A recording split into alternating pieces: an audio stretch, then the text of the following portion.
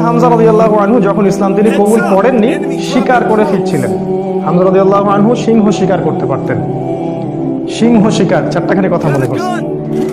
এরপর তিনি যখন যাচ্ছিলেন তখন এই দাসী হামজা রাদিয়াল্লাহু আনহুকে বললেন যে আপনি যদি দেখতেন কিভাবে আপনার ভাতিজাকে আবু জেহেল অপমান করলো, তাকে গালিগালাজ করলো, তাকে আঘাত করলো, তাহলে আপনি স্থির থাকতে পারতেন। হামজা রাদিয়াল্লাহু আনহু তখন বললেন আওয়া ফাআলা হাদা, সে কি সত্যিই কাজ করেছে?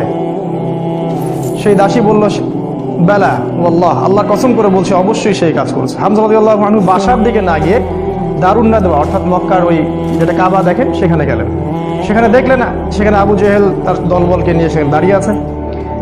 হামজা রাদিয়াল্লাহু আনহু ঘোড়া থেকে নেমেই আবু জেহেলের কলার ধরলেন এবং প্রচন্ড জোরে একটা ঘুষি দিলেন, প্রচন্ড জোরে। বলে দেয় আবু জেহেল কিন্তু ওই সময়কার মক্কার রাষ্ট্রনেতা, মক্কার গোত্রের সব গোত্রের কিন্তু বনু মাখজুমের সর্দার। হামজা রাদিয়াল্লাহু আনহু এই কাজটা করলেন এবং বললেন রুদ্দাহা ইন ইসতাতা'তা, তো যদি ক্ষমতা থাকে আমাকে ঘুষি মেরে ফেরত দে, যদি ক্ষমতা থাকে, রুদ্দাহা ইন ইসতাতা'তা, ক্ষমতা থাকলে আমার গালেও একটা মেরে দেখা, কথাটা তো এরকম আর কি। আবু জেহেল কিছু করতে পারলো না। হামজা রাদিয়াল্লাহু আনহু বললেন ইন্নী উশহিদু আল্লা ইলাহা ইল্লাল্লাহ ওয়া আকুলু মা ইয়াকুল, আমি সাক্ষ্য দিচ্ছি আল্লাহ ছাড়া কোনো মাবুদ নাই, আমার ভাতিজা যা বলে আমিও তাই বলি। রুদ্দাহা ইন ইসতাতা'তা, যদি তোমার ক্ষমতা থাকে তাহলে আমাকে আঘাত করে দেখাও, আজকে থেকে আমি তার দলে, সে যা বলে আমিও তাই বলি। হামজা রাদিয়াল্লাহু আনহু ছুটলেন তার ভাতিজার দিকে, দারুল আরকামে গিয়ে তাকে পেলেন এবং সেখানে গিয়ে বললেন ইয়া ইবনে আখি, হে আমার ভাতিজা, কুনতু আনসুরুকা বিল হামিয়া, আমি তোমাকে এর আগে আত্মীয়তার সম্পর্কের জন্য প্রোটেক্ট করতাম, ওয়ালান আনসুরুকা লিল ইসলাম, আর আজকে থেকে আমি তোমাকে ইসলামের জন্য প্রোটেক্ট করব ইনশাআল্লাহ। এই ঘটনায় রাসূল সাল্লাল্লাহু আলাইহি ওয়াসাল্লাম এত খুশি হয়েছিলেন, তিনি হামজা রাদিয়াল্লাহু আনহুকে একদম বুকে জড়িয়ে ধরে চুমু খাইলেন। আর যখন হামজা রাদিয়াল্লাহু আনহু উহুদের মাঠে শহীদ হন, আমাদের নবীজি অঝোর নয়নে কেঁদেছেন। তার শাহাদাতের দৃশ্য যদি দেখতেন, আমরা যদি দেখতে পারতাম, তাকে বর্ষা নিক্ষেপ করে হত্যা করা হয়েছে, বর্ষাটা তার কলিজা ভেদ করে পিছন দিয়ে বের হয়ে গেছে, চোরাগুপ্তা হামলা চালিয়ে, কারণ সামনে থেকে তাকে মারার ক্ষমতা ছিল না। আজকেও ইসলামকে সামন থেকে শেষ করা এত সহজ না, এই জন্য পিছন থেকে সবসময় চক্রান্ত করতে থাকে এরা, কিভাবে কোথায় কি লাগায় দেওয়া যাবে, কিভাবে কি করা যাবে। আর তার কলিজাটা হিন্দা ছিঁড়ে দাঁত দিয়ে কামড়ানোর চেষ্টা করেছিল। এই হচ্ছে আমাদের শেকড়ের পূর্বপুরুষরা। তাই এই ঘটনাটা উমর রাদিয়াল্লাহু আনহু দেখেছিলেন ওই দিন, এই ঘটনাটা উমর রাদিয়াল্লাহু আনহু দেখলেন এবং বাসায় গিয়ে তিনি চিন্তা করতে থাকলেন যে সব ফাসাদের মূল মনে হয় মুহাম্মদ, এই ব্যক্তিটার কারণেই আরবের মধ্যে বিভক্তি সৃষ্টি হচ্ছে, ফিতনা ফাসাদ সৃষ্টি হচ্ছে। তাহলে আমার করণীয় কি? আমিও তো একটা গোত্রের নেতা, তিনি আদি গোত্রের নেতা ছিলেন, তো তিনি খোলা তরবারি হাতে চললেন, এবার তিনি নবীজিকে হত্যা করলেন। ওই যে ঘটনাটা জানেন আপনারা, প্রতিমধ্যে একজনের সাথে দেখা হলো, সে বললো যে নবীজিকে হত্যা করার আগে তুমি তোমার বোন আর ভগ্নিপতির বাসায় যাও, তারা তো ইসলাম কবুল করেছে।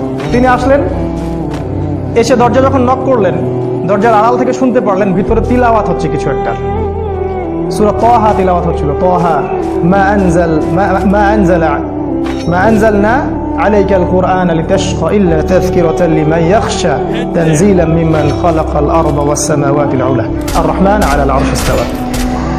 তিনি দরজা খুলে ঢুকলেন এবং জিজ্ঞাসা করলেন মা কুনতুম তাকরাউন, তোমরা কি পড়ছিলে? বোন অস্বীকার করলো যে আমি কিছু না, তাহাদ্দাসনা বাইনানা, আমরা পরস্পরে কথা বলছিলাম। তখন তিনি বললেন যে ফালা তাকরিবা কুনতু সামিআতু ইন্নাকুমা সাবাতুমা, তিনি বললেন যে আমি শুনেছি তোমরা দুইজনে সাবা হয়ে গেছো, মানে বেদিন হয়ে গেছো, মিথ্যা বলবে না আমার কাছে। তখন তার ভগ্নিপতি বললেন ইয়া ওমর হাল রাআইতা হাক্কান ফি গায়রি দীনি, এই কথাটা বললেন, হে ওমর তুমি কি ইসলাম ছাড়া অন্য কোনো দিনের মধ্যে হক খুঁজে পেয়েছো? তখন তিনি বুঝতে পারলেন সত্যি সত্যি ইসলাম কবুল করেছে। তিনি মারধর শুরু করলেন, এক পর্যায়ে বোনকে থাপ্পড় মারলেন, রক্তাক্ত হয়ে গেলেন এবং তার বোন তখন তার নাকের উপরেই বললেন যে শাহিদতু আল্লা ইলাহা ইল্লাল্লাহ ওয়া আন্না মুহাম্মাদান আবদুহু ওয়া রাসূলুহু ইফআল মা শি'তা, তোমার যা ইচ্ছা তুমি তাই করো, আমি সাক্ষ্য দিচ্ছি আমরা যে আল্লাহ ছাড়া কোনো ইলাহ নাই এবং মুহাম্মদ আল্লাহর রাসূল সাল্লাল্লাহু আলাইহি ওয়াসাল্লাম। উমর রাদিয়াল্লাহু আনহু ঠান্ডা হলেন এবং যেহেতু বোনকে মারছেন একটা ভালোবাসা তো কাজ করে, মাথা যখন ঠান্ডা হলো তিনি জিজ্ঞাসা করলেন যে তোমরা কি পড়ছিলে? তিনি বললেন নাচিন ইয়া উখতি, আমাকে ওই কাগজটা দাও হে আমার বোন, আমি একটু পড়ে দেখি। প্রথমে তিনি দিতে চান নাই, পরে তার ভগ্নিপতি বললেন, তার স্বামী তাকে বললেন যে ইশারা করলেন তাকে দেও, কারণ তারা জানতেন উমর রাদিয়াল্লাহু আনহু একজন স্বচ্ছ মনের মানুষ ছিলেন, মানে হয় হকের পক্ষে নাহলে বাতিলের পক্ষে, মন একদম ফ্রেশ, ভিতরে কোনো প্যাচ নাই, মানে আমাদের মতো না কিন্তু, কিছু কিছু হকে আবার কিছু কিছু বাতিলে, দেখেন না সুবিধা খোঁজে, আজকে যদি অনুকূল থাকে তাইলে প্রতিকূল থাকলে নাই, এই টাইপের ছিলেন, একদম স্ট্রেট ফরওয়ার্ড, আমি হয় এদিকে আছি না এদিকে। এবার ওমর রাদিয়াল্লাহু আনহু সেই ওই চিরকুটটা পড়া শুরু করলেন, সেখানে ওই সূরা তাহা লেখা ছিল, এবং বলে রাখি ওই সময় আরবে মেবি আমি একটু ভুল হতে পারি, 16 থেকে 17 জন পড়াশোনা করতে পারতেন, 16 থেকে 17 জন লেখাপড়া করতে পারতেন, বাকিরা লেখাপড়া করতে জানতেন না। ইভেন আমাদের নবী সাল্লাল্লাহু আলাইহি ওয়াসাল্লামও লিখতে পড়তে জানতেন না, ওমর রাদিয়াল্লাহু আনহু পড়তে জানতেন। তিনি পড়লেন এবং পড়ে বুঝতে পারলেন, যখন তিনি সূরা তেলাওয়াত করতে করতে করতে করতে এই আয়াতে আসলেন, সূরা তাহার দেখবেন প্রায় এই যে 10 থেকে 20-এর মধ্যে আয়াতগুলো, যে তাদেরকে অবকাশ দাও সেই দিন পর্যন্ত, জালেমদেরকে অবকাশ দাও সেই দিন পর্যন্ত যখন আল্লাহ পাক তাদের প্রত্যেককে ধরে ধরে হিসাব নেবেন। এই আয়াতগুলো যখন তিনি পড়তে লাগলেন, তখন তার হৃদয়টা গুলে, মানে আল্লাহর কালাম তো তিনি বুঝতে পারছেন তিলাওয়াত, তিনি আর থাকতে পারলেন, স্থির থাকতে পারলেন না।